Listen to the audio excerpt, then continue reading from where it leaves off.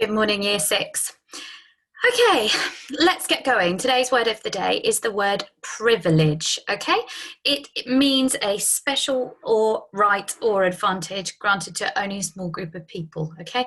So a privilege is something that not everybody gets. That's why it's a privilege. Only a few people get it. Synonyms are advantage or benefit. Okay, it's a noun, it's a thing. It can be a verb, but mainly we're going to use it as a thing, as a noun today. Okay, so here is my sentence. He walked with the air of someone who was privileged. Can you please magpie mine or write your own sentence using today's word of the day? And I would like to see it on your work because today you are going to be finishing your work and handing it in. Fabulous, well done. Okay, quick bit of grammar. Easy peasy, 1, 2, and 3. Can you add an adverb to these sentences? I'm not going to tell you what an adverb is. I shouldn't have to, and hopefully you know.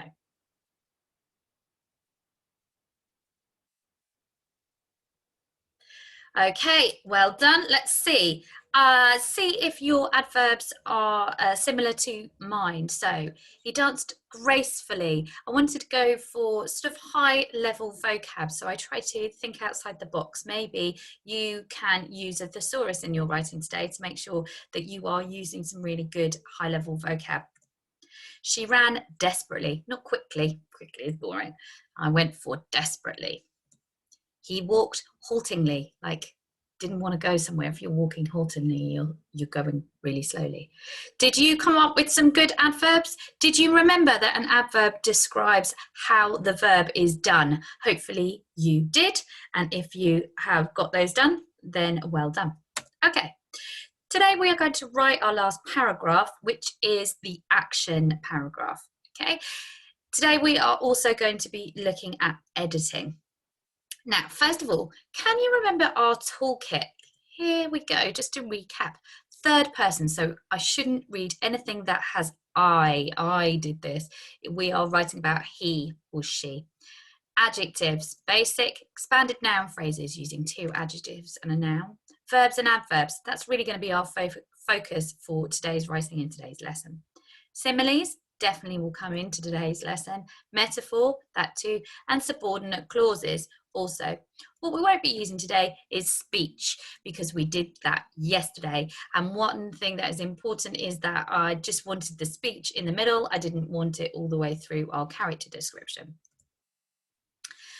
So we've already written one paragraph describing what our character looks like. And we've also included speech so we can tell what our character's thinking and how they sound. Today we're going to write our final paragraph and we're going to include some action about how somebody moves because that also describes them and tells us a little bit about them as well. The final thing that you're going to do today is also you're going to edit it and hand it in. It needs to flow like one piece of writing. Now, it may, but it probably won't because you've written this over 3 days and also you've had a day off, a day on Wellbeing Day on Wednesday. So you may find that your writing is a bit different. And what I would like you to do after you've written your action paragraph is to edit everything together and make sure it flows as one single piece of writing. Okay, first of all, focusing on the action, I want you to think about the scene you have created. And in yesterday's lesson, I gave you lots of suggestions about where your scene could be taking place. And today you need to think about that again as to help inform where your character's going, what's going to happen next to them as the story unfolds. So it might be that perhaps your characters are being dragged off to jail. It might be that they're going to go out and rob someone. It might be that you've chosen Nancy and perhaps she's going to go and meet Bill, or perhaps she's going to go and meet Miss Maylie. It's really entirely up to you. But you need to think about your character description now within the wider story, so it's all got to kind of work together. Okay, I also want you to have a look at the skills from the rubric, and I do want you to use your plan. Here is a snippet of my plan that I've written for Mr. Bumble, and I've written verbs, I've written adverbs, and I've thought about this, the scene setting, which I've taken from the picture that I've used. Now, if you're a confident writer, you can go off and do this by yourself. But if you would like some advice and some tips, then you need to hang around at the end of the video because I will be writing my action scene for Mr. Bumble, and I will also be having a quick edit as well. So if you would like some extra help, then stick around. The other job that you have to do today is you need to edit. Okay, so when you've finished, you must read your description through again. If there is someone around and they've got time, then perhaps read it aloud to them, because often reading your story out loud makes you realize words you've forgotten or other bits and pieces that you really need to add in. It should be obvious who it is. I know I've called it Who Am I, and it makes it sound like it's a game and you're trying to trick me, but I don't want you to do that. Actually, it should be really, really clear that this is Fagin, that this is Bill Sykes or whoever. And if you feel that it is really obvious, then that's not a bad thing. It just means you described it really well. If it's not obvious, then you need to use more precise language. It's that precision that's going to make it really clear that it's not just a man, it's Bill Sykes, because he's got stubble and he's dirty and he sneers at everything and his language is quite vicious and brutal. So you really need to make sure that that is coming across in your writing.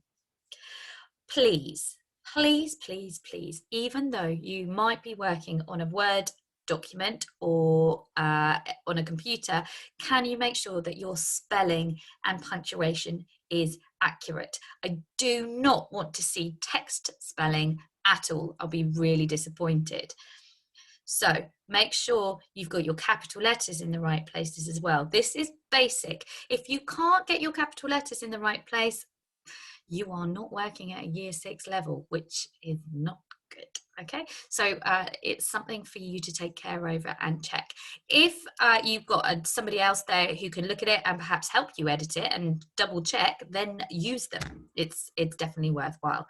But do not get your parents to write this for you. I want to see your work, and I want to see what you've picked up over the last half term, not what they have.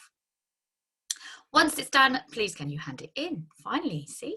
I want you to tell me where you feel you have been working at on the rubric, and I will mark it for you and I will let you know where I think you are on the rubric. So those are those things. Don't forget, the rubric is, the tools from the toolkit are reflected from the rubric on the plan. And here is the rubric again. Let me just whiz back here.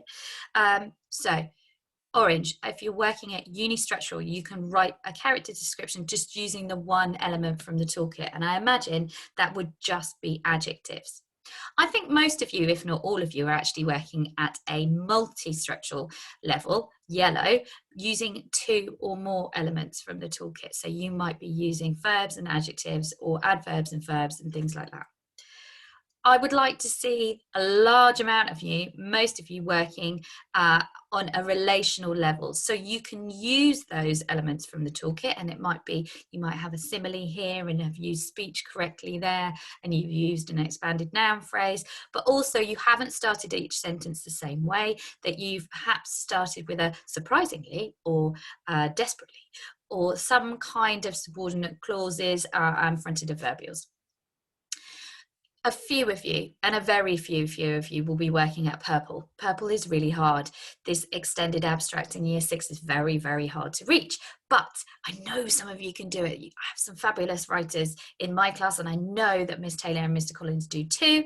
So you are looking at giving an overall clear intent of your writing. So it means it comes across really obviously to me that this character is bad, because not only have you described him using similes that are negative, you have used that speech and those synonyms for said that also tell me that he's or she is not a nice character.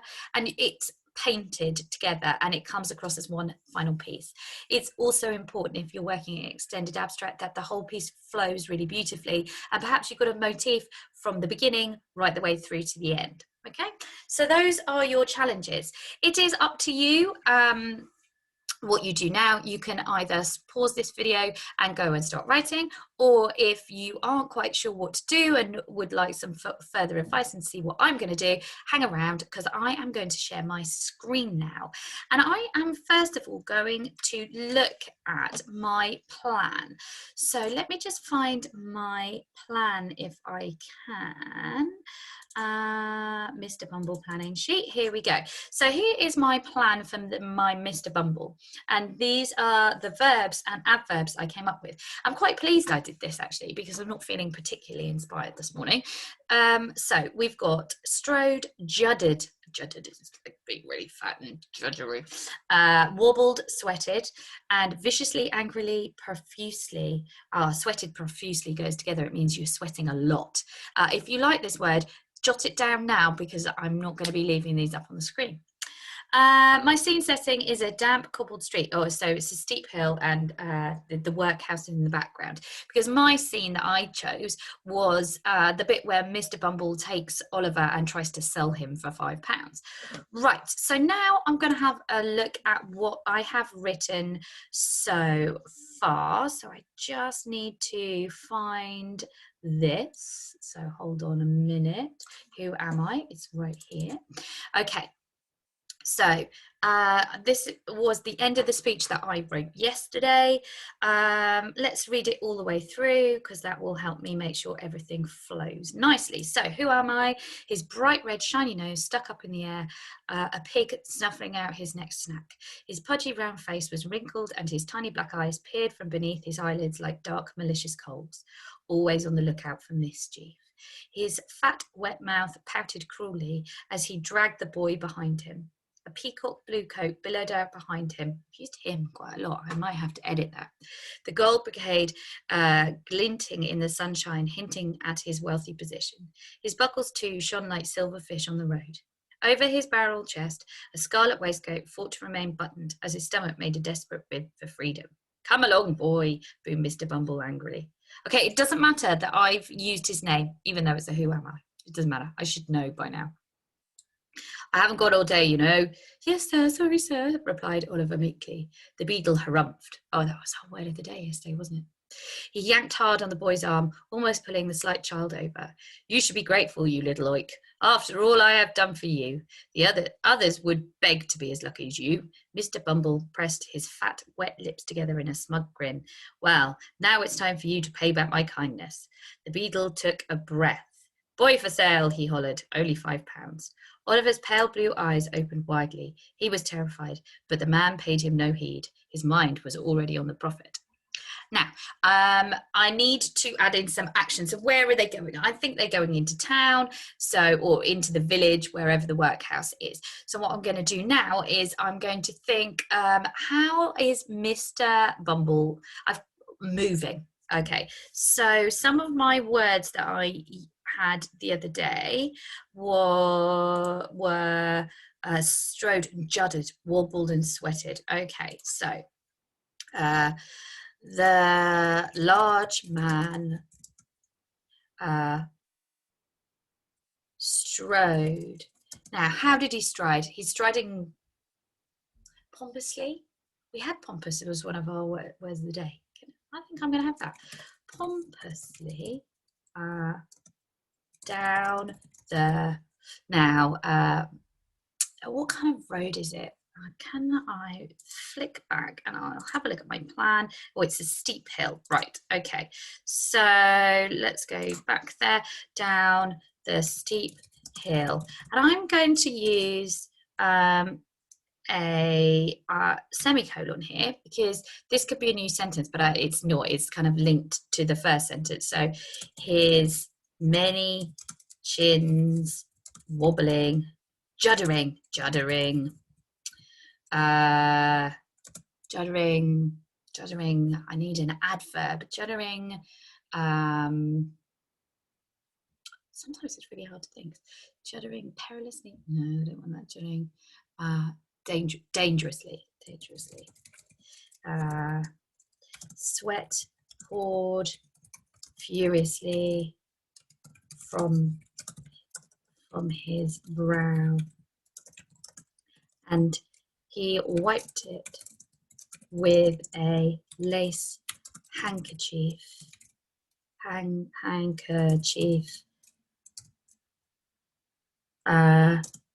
Stolen from one of the inmates at the workhouse. So I'm really trying to paint that picture that he's not a nice guy. He's toe rag, not nice. Sweat poured furiously from his brow, and he wiped it with a lace handkerchief before pulling again on poor Oliver's arm. The boy struggled to keep up, although as he was half the beetle's size. I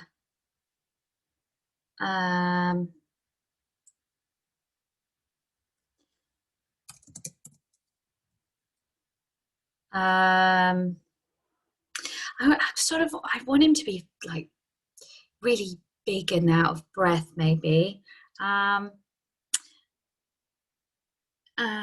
What else? Like I said today, I'm not feeling massively inspired, so this is where the work I've done before will really help me.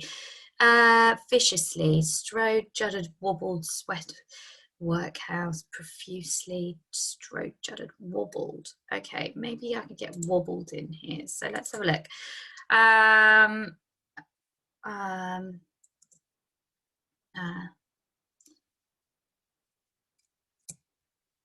Mr.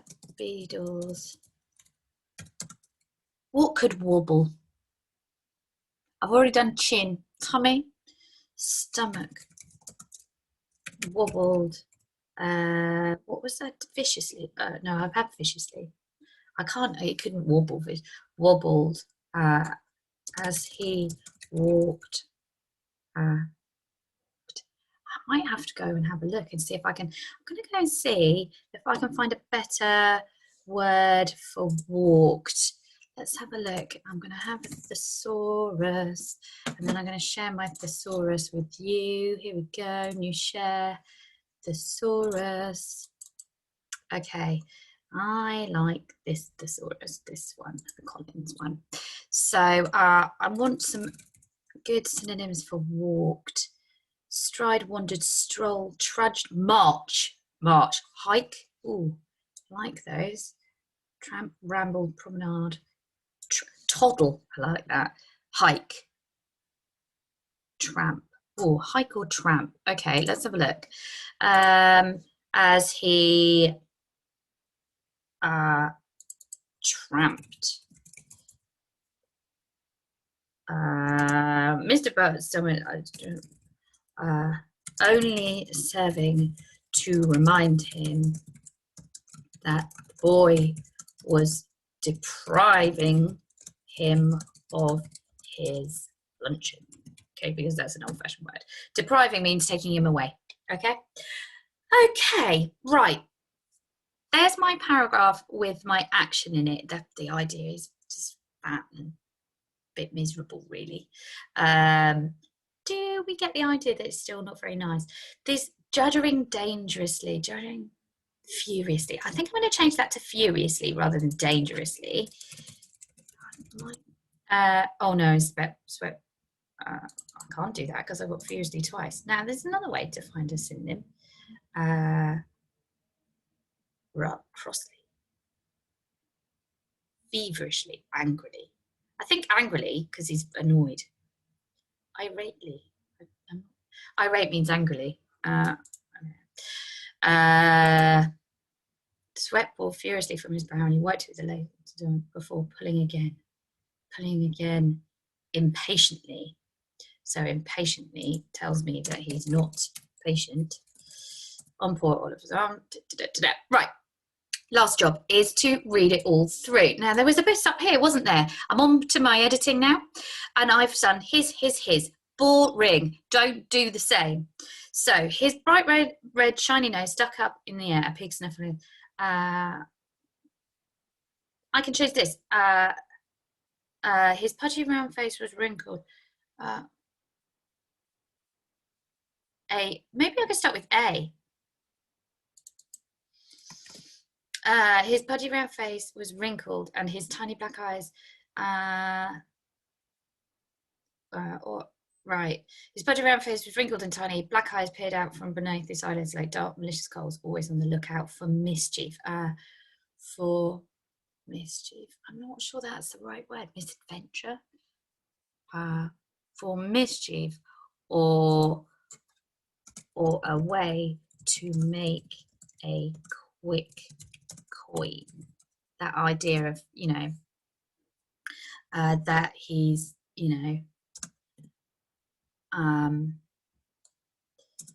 he's, greedy. He's greedy not just in food, but with money as well. Always on the lookout for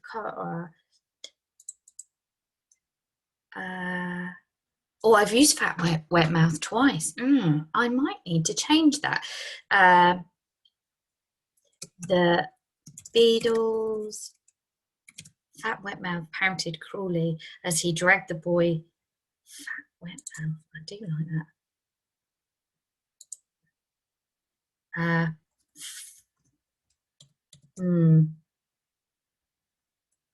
Red-lipped. Let's put that together as red-lipped mouth. Pouted cruelly as he dragged the boy behind him. A peacock blue.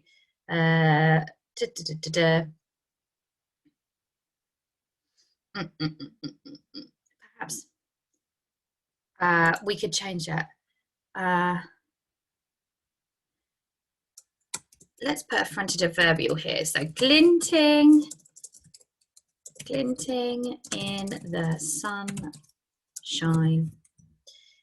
His buckles too. Oh, I put glinting in the sunshine above there. I can't do that. A peacock blue behind him. The goal. I'll take it out from there and put it there. You see, just swapping about. Swap. Peacock blue coat pillowed out behind him, the gold brocade hinting at his wealthy position. Glinting in the sunshine, his buckles too shone like silverfish on the road.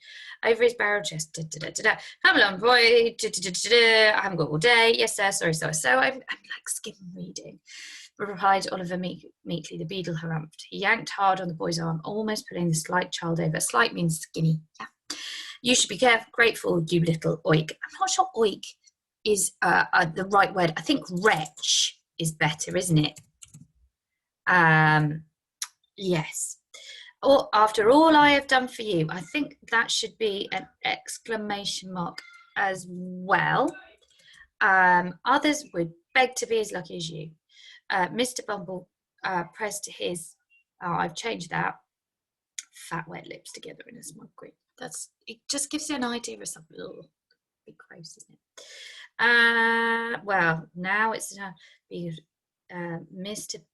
Don't mind put the beadle. I'm going to change that to Mr. Bumble because I don't want to repeat myself too often. Okay, took a deep breath. Open widely. He was terrified by the large man strode pompously down the steep hill, his many chains children angry. Sweat poured furiously from his brow, and he wiped the lace handkerchief. The boy struggled to keep half the beadle's size. And let's put something about the fact that Oliver hadn't eaten well, and had not eaten 1/20th of the amount Mr. Bumble consumed every breakfast time.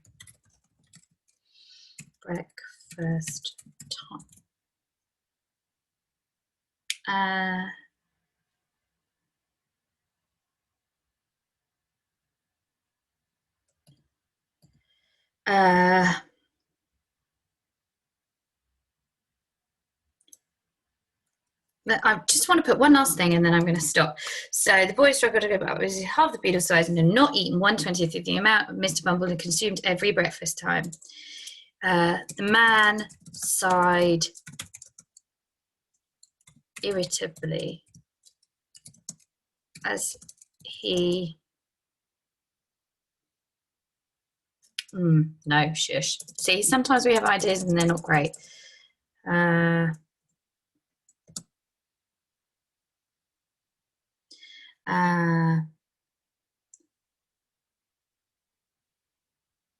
Okay, I'm going to leave it. I'm going to go away. I might read it to someone and see what they think. That's my advice to you.